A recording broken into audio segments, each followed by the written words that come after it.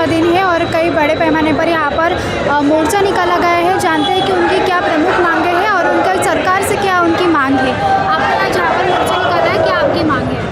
हमारी मांग ये है कि आज सरकार का यहाँ पे अधिवेशन चल रहा है, महाराष्ट्र सरकार का। सारे मंत्री, सीएम, होम मिनिस्टर सारे लोग यहाँ पे हैं। हमारी मांग ये है कि नौकरी दिया नाहीतर भत्ता दिया, क्योंकि आज आप देख रहे हैं हमारे यहाँ पे जितनी यूनिवर्सिटीज़ है, सरकारी यूनिवर्सिटीज़ हो या प्राइवेट यूनिवर्सिटीज़ हो, यहाँ से लाखों स्टूडेंट्स हर साल पास होकर बाहर आते हैं, पर उनके लिए कहीं जॉब नहीं है। आज इंजीनियर बच्चा भी एक सेल्स एग्जीक्यूटिव की जॉब कर रहा है। आज वो लाखों रुपए खर्चा करके अगर पढ़ रहा है तो ये सोच रहा है कि इन फ्यूचर उसको एक अच्छा जॉब मिले या कहीं तो भी वो सेटल हो। पर आज ये हालत है कि एक बैग उठा के वो सड़कों पे घूमते हुए मिल रहा है, वो बुक्स बेच रहा है या कहीं पान ठेले खोल रहा है या कुछ भी कर रहा है। क्यों ये हालत आई है? क्यों आई है? ये सरकार की वजह से आई है, क्योंकि सरकार के पास कोई धोरण नहीं है। सरकार के पास में कोई ऐसे आगे का विजन नहीं है कि वो यूथ के लिए कुछ कर पाए या कुछ भी कर पाए। और यहाँ पे एक हमारी शोकांतिका ये है कि हमारे स्थानिक रोजगार का है। हमारे यहाँ जो महाराष्ट्र के बच्चे जो यहाँ पढ़ रहे हैं, जो यहाँ से जॉब करके मतलब जॉब करना चाहते हैं, उनको यहाँ जॉब नहीं मिल रही है। पर अदर स्टेट्स वालों को जो बाहर से आके यहाँ पे जॉब करें और उनको यहाँ पे जॉब मिल रही है। तो हमारी मांगनी सरकार से यही है कि हमारे स्थानिकों को आप जॉब दो।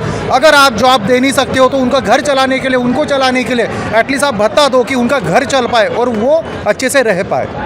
क्या आपने सरकार को कुछ निवेदन दिया है इस समस्या के बारे में? हाँ सर, हाँ मैम, हमने निवेदन दिया है कि जो हमारी जो समस्या है वो पूरी होनी चाहिए। और एक इम्पोर्टेंट बात इसमें है कि प्राइम मिनिस्टर जी बोले थे कि 2 करोड़ हम जो नौकरियां देंगे। मुख्यमंत्री जी बोले कि हम 25 लाख नौकरियां देंगे। पर ये नौकरियां है कहाँ पे? फिर नौकरियां तो दिख ही नहीं रही है। हमने BSc की है, हमने MSc की है, हमने PhD की है, पर नौकरियां ही नहीं है। और क्या जो गवर्नमेंट की नौकरियां होती है वो निकल नहीं रही है। मतलब बहुत सी जगह मुझे लगता है कि 9 लाख जो जगह है वो खाली है इंडिया में, पर वो मतलब वहाँ पे वो भर नहीं रही है। तो ये एक बहुत बड़ा मुद्दा है वहाँ पे। तो ये कब करेंगे? और मुझे लगता है कि फडणवीस साहब ने राजीनामा देना चाहिए और हमारा मतलब हमारे जो मुद्दे वो जल्दी से जल्दी पूर्ण करने चाहिए। क्या समस्या है? देखिए, सबसे पहले तो हमारी समस्या ये है कि हमारे पास डिग्रियां है पर नौकरी नहीं है। आज हमको बोला जा रहा है बड़ी बड़ी डिग्रियां लेकर कि पकोड़ा तलो, मतलब इस देश का युवा पकोड़ा तले। और इनके बड़े बड़े मंत्रियों के बेटे, अमित शाह का बेटा BCCI का अध्यक्ष बने, अनुराग कश्यप देश का मंत्री बने और हम पकोड़ा तले। हमारे पास यही मांग है कि हमको नौकरियाँ चाहिए, हमको कोई पकोड़ा तलो वाला लॉलीपॉप नहीं चाहिए। और अगर आप युवाओं को नौकरी नहीं दे सकते तो आप इस देश की सत्ता में क्यों बैठे हो? हर साल 2 लाख नौकरियाँ देंगे, प्रधानमंत्री ने जवान दिया था ना युवाओं को, कहाँ गई वो नौकरियाँ?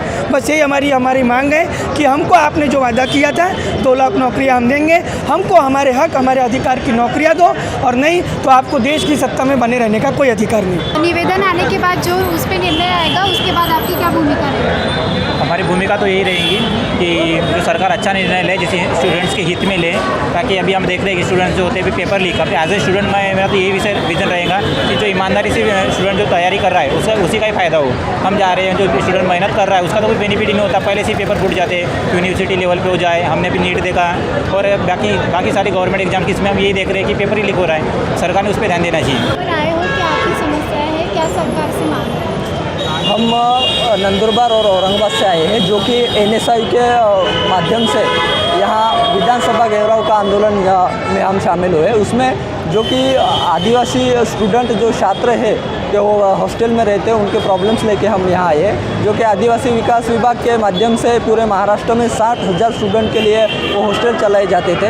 इस हॉस्टल में कोई भी शासन निर्णय के तहत से कौन सी भी वहाँ पे सुविधाएँ नहीं है। और हमने पिछले 2-3 साल से लगातार हम एप्लीकेशन वगैरह करते रहते हैं, लेकिन उन पर कोई गवर्नमेंट दखल नहीं देता। तो हमारी यही मांग है कि जो कि महाराष्ट्र में जितने भी आदिवासी हॉस्टल है, उनके शासन निर्णय के अनुसार उनको सही सुविधा मिलना चाहिए, और नहीं मिले तो हम पूरे महाराष्ट्र में जहाँ जहाँ हॉस्टल है वहाँ पे आंदोलन छेड़ेंगे।